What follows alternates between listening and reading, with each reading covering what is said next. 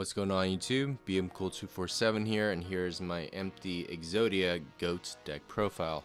So the name empty Exodia is like a runoff of empty jar, but minus the morphing jar, and that playstyle with Exodia built in. As you can see, there's no morphing jar in here because you don't want to discard all the cards in your hand. We just want to take advantage of the cyber jar portion of it that allows you to draw 5 cards and not have to be punished for doing so. So let's go ahead and get into the card by card. Got your Exodia pieces for the win con. Then you got your flip effect monsters. These 4 right here allow you to either, for Magician of Faith, allows you to abuse any of these spell cards that you might have had in the grave. Usually it's one of these 2. Or you can just add another Scapegoat if you need some protection again, and or you can utilize it for one of these, recycle one of these spells, because I only run one of each of them, and if you need some of your Exodia pieces back from the grave, you're gonna have to go for something like this or something like that with Magician of Faith. And you can flip her up with this Book of Taiyou, which I'll get to in a second. Cyber Jar is the main focus of this deck, and you can search it via Sangan, but Cyber Jar allows you to destroy the field, but then also draw 5 cards and then special summon them in face-up attack or face-down defense.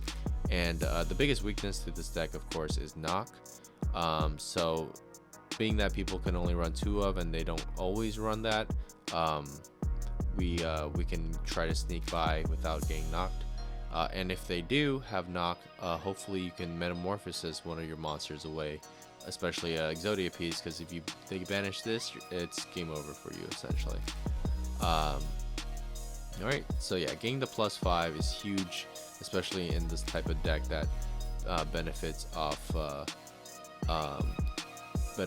these spell cards and drawing into more and more and more, because you can just shallow grave Cyber Jar back up, flip him up, and then get another +5.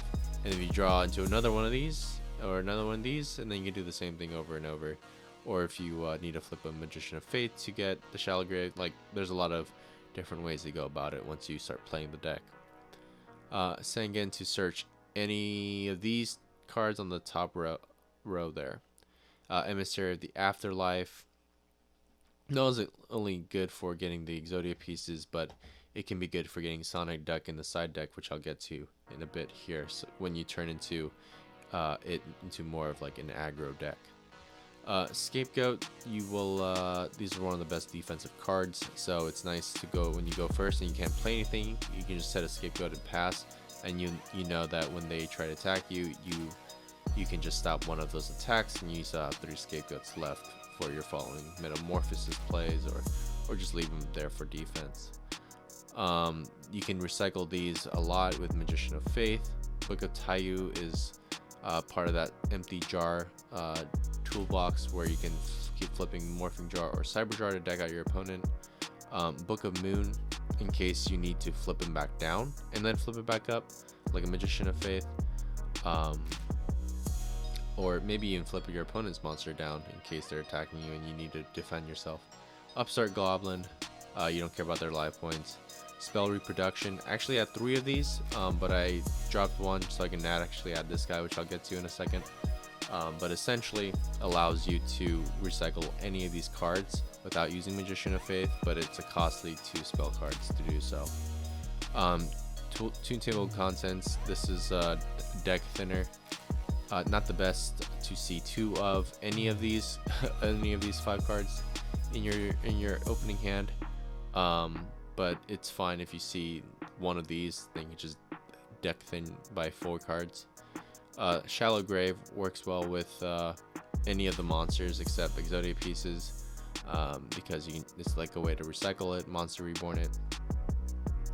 Metamorphosis, shout out to my friend Skilled Brown Magician for recommending this, because if I Cyber Jar and an Exodia piece and I know my opponent has knock in their hand, I can Metamorphose, or even if they don't, I can Metamorphose my Exodia piece away so they don't banish it next turn and I lose the game essentially. So Metamorphosis is definitely a nice addition to this, because you can get into one of the best defensive monsters in the game as well. Monster Reincarnation is just a utility card in case you need an Exodia piece or a Cyber Jar from the grave. Reload in case your hand sucks. You always want to do your tune table contents first and then do the reload, or then do the pot of greed, graceful, because you don't want to draw into more, of course. Dark Factory of mass production, because sometimes you need to pitch your guys into the grave, and then this is actually like a +2 because they come to, or +1 or whatever the plus is, because you get 2 for 1.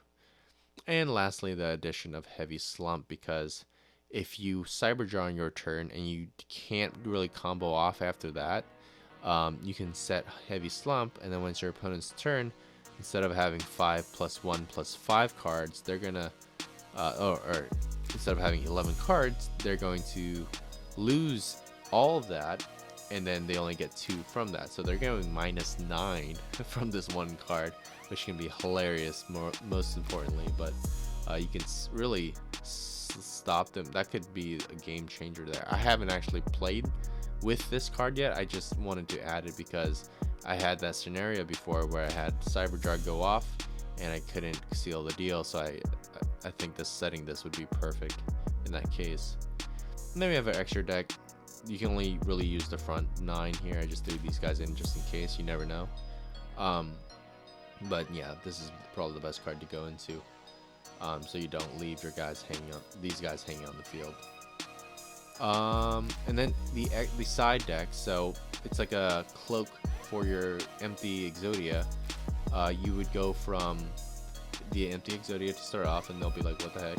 And then the second game, they're gonna take out their mirror forces, take out their defensive cards, and just go all aggro on you offense. But then you're gonna go, oh, I'm gonna completely fill in all my 15 cards and take out all my Exodias. I'm gonna take out all my tune table contents and all that jazz, and put in these guys instead. So they would be playing a completely different deck, because these are all staples of monsters there. But then you also have, you're still benefiting from Emissary of Afterlife, because he can search Sonic Duck, who's a 1700 beater, which is pretty nice. Even so, when he dies, you can search for something like that. So yeah, that's pretty much it. It's a nice fun little deck that I made that I think would win you for sure some matches. It can brick from time to time, of course. What deck doesn't? But it's not bad to play. You can have some back and forth for sure with this deck. So give it a try. Let me know what you guys think in the comments, and I'll see you guys in the next video. Thanks.